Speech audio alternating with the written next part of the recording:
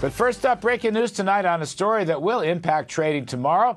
JPM down almost 7% in after hours on egregious trading losses of $2 million. As a result, they expect to record a second quarter loss of at least $800 million. That was a loss of $2 billion, and the loss they're going to record is $800 million. U.S. futures markets already taking a hit on the news. Let's turn to our ace investors to get some reaction.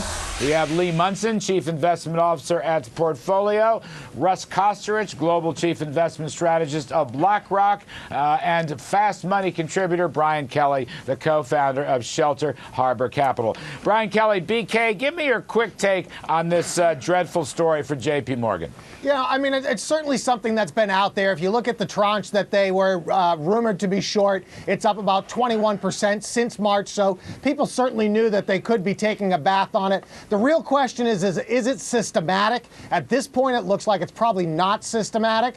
Therefore, it's a one-off, and $2 billion to JP Morgan. It's a lot of money maybe to you and me, Larry. Well, maybe just to me, not you, but to JP Morgan, it's not. $2 billion's a lot to me. It's a lot to everybody. Just one follow-up. What's the underlying security here? These were CDXs, as I understand it. Yeah. What was underneath these derivatives? What were they trading? Were they trading European bonds? European corporate bond, European corporate debt is what it was, and they were short the CDS. So from what I understand, they were short the CDS, which actually made them long European corporate bonds. As yields spiked over the last couple of weeks, that's probably where they took their losses. All right, thank you for that. Russ Koesterich, what's your reaction? I mean, this is another example of the huge volatility going on in Europe, which can shake up everybody, including the best bank CEO, Jamie Dimon. What's your take, Russ? Well, I think this is something that we've been living through the last 2 years. Unfortunately, we're going to be living through it for a while longer. The situation in Europe, the ECB did a wonderful job of sort of adding liquidity, calming things down for a brief period of time. But the reality is, Larry, as you know, there are structural issues. It is going to take time for Spain and Italy and Portugal to reform. Greece is a basket case. That's back in the center of headlines. And Europe is a chronic condition. We're going to keep seeing these headlines pop up again and again and again and keep the overall market volatility high. All right, I want to switch gears. Let's go back to America. Much more comfortable. Lee Munson, buddy, good to see you. Today, we had a good report. Weekly jobless claims fell. I believe it's the fourth straight month. They're kind of back to where they were at the low point in late March. Here's my question, Lee.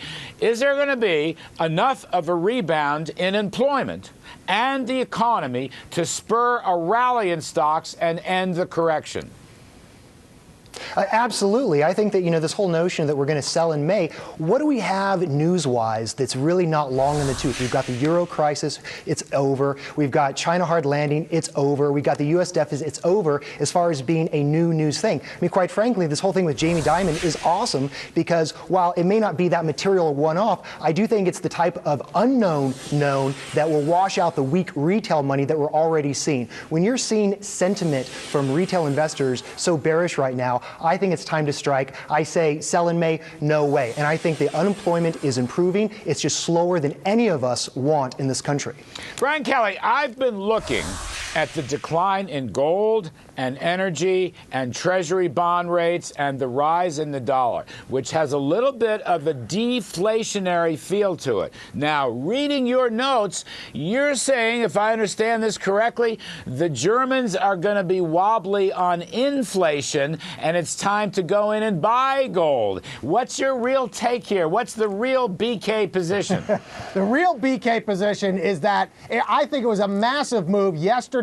The Bundesbank made a presentation to the German parliament. They talked about how they may actually tolerate inflation in Germany a little bit higher than the rest of the Eurozone. That is a huge move that I do not think the market's picked up on. It's very positive for Europe. I do think that you have central banks around the world that will tolerate a bit more inflation. You're seeing it in Japan. It's not here yet. It's not like we're going to have hyperinflation. But gold is starting to look like it's trying to make a bottom here. And then you also have an awful lot of data that's pointing to huge buys of gold and silver from China. And that's kind of another wild card out there. So you're buying these. Are you buying the precious metals? Are you buying the raw materials? Well, in the raw materials space, I love the grains area, actually. We had crop report today, which showed an awful lot of corn in the fields, but it also showed that China is buying an awful lot of grain. So I think the trade has really shifted from buying those hard metals and raw materials there that China was buying, which are probably not going to buy as much, and moved to the grain. So one of the ways that I did it today was to buy some Archer Daniels ADM. They export grains to China. Spreads are really nice and wide. They're going to make a lot of money this year. Russ Koesterich, how about a little lay of the land outside of the U.S. and outside of Europe? What are you looking at in Brazil? What are you looking at in South America? What are you looking at in Asia? What are you looking at in China? We're seeing a couple things now. I mean, generally our thesis is that the U.S., Europe, Japan goes without saying, are stuck in a slow growth environment. So we generally like the emerging markets. We see better growth prospects there. You can buy these markets now at a pretty significant discount. Any time in the past 20 years, you've been able to buy EM stocks down 20% or more from a valuation perspective compared to developed markets. That's been a good entry point. One other thing, there's a silver lining for emerging markets to the slow growth world, and that is lower inflation. It was a big headwind for EM in 2011. As inflation falls in places like Brazil, and again, these are countries that have been traumatized by inflation in the past, investors typically bid up the multiples. Right now, places like China, Brazil are very cheap. There's a lot of room for multiple expansion if these countries engineer a soft landing. Now, you guys are all pretty... Yeah, but Russ, with all due respect, though, I mean, you're looking at China. I don't know why we want to send U.S. investors to places that are politically unstable and that we don't have transparency. When you have something as simple as Japan, which is cheap in their 100-year recession, and Japan is if you cheap, can hedge out Japan the currency, has you been guys cheap can for make 20 some years. money. Yeah, but there's a Japan has certain been cheap point for a long where our time. relative valuation, Hold on. Russ, what's it's your had reaction its bounces to in that? the past. I think it's better than China.